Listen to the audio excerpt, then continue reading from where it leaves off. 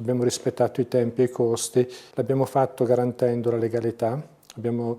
sottoscritto ad agosto dello scorso anno il protocollo di legalità con il prefetto Canaparo, dalla struttura di missione antimafia del Ministero dell'Interno, e anche qui, utilizzando gli strumenti innovativi di progettazione e controllo della progettazione, abbiamo dato lo strumento alla struttura e alla DIA di entrare nel merito delle imprese che si candidavano a svolgere i lavori. Ad oggi le interdittive sono state messe grazie anche al lavoro di Simico, lo rivendica l'amministratore delegato e commissario di governo Fabio Massimo Saldini, cui va dato il merito di aver avviato e preomologato la pista da bob in 305 giorni contro una previsione di 2 anni. È tempo di bilanci post Giochi 2026 e la soddisfazione è diffusa. Saldini, nell'intervista esclusiva del nostro direttore Luigi Bacialli, parla dell'eredità immateriale, un cantiere umano, 21 nazioni che hanno collaborato per realizzare la pista da bob. Abbiamo dimostrato che l'accessibilità non è un rispetto di norma, ed è la cosa più importante che forse noi lasciamo in queste Paralimpiadi, ma parlare di accessibilità per noi ha voluto dire non soltanto rispettare i parametri che sono importantissimi, pendenza, una per tutte,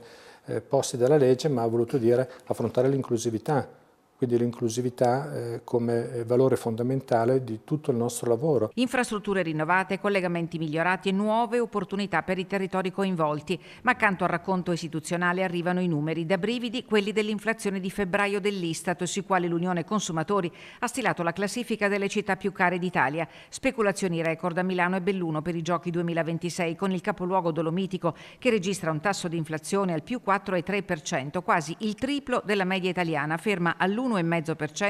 con un incremento di spesa annuo pari a 1.121 euro a famiglia. I picchi sono legati alla domanda turistica e agli investimenti legati all'evento, ed è proprio sul fronte delle opere che si concentrano le critiche più dure. L'affondo firmato da Giuseppe Pietrobelli sul Fatto Quotidiano di oggi mette in luce aumenti dei costi e affidamenti diretti senza gara alla Pizzarotti, che si è aggiudicata quello principale per lo sliding center, e il servizio di gestione e manutenzione giustificato con l'urgenza e la mancanza di alternative tecniche. Al centro dell'indagine giornalistica anche gli incarichi affidati alla società ITS Engineering, guidata da Michele Titton, già direttore dei lavori dello sliding center e dell'Apollonio Socrepes. Intanto, come già abbiamo riferito, si muove anche la magistratura. Sono in corso indagini penali su alcune opere, mentre la Corte dei Conti del Veneto ha già acceso i riflettori sui conti della Fondazione Milano Cortina, segnalando un deficit patrimoniale superiore ai 150 milioni di euro e la necessità di monitorare i costi. La stessa Procura Contabile ha chiarito che gli approfondimenti più incisivi partiranno ora, a giochi conclusi, dopo aver evitato interventi che potessero interferire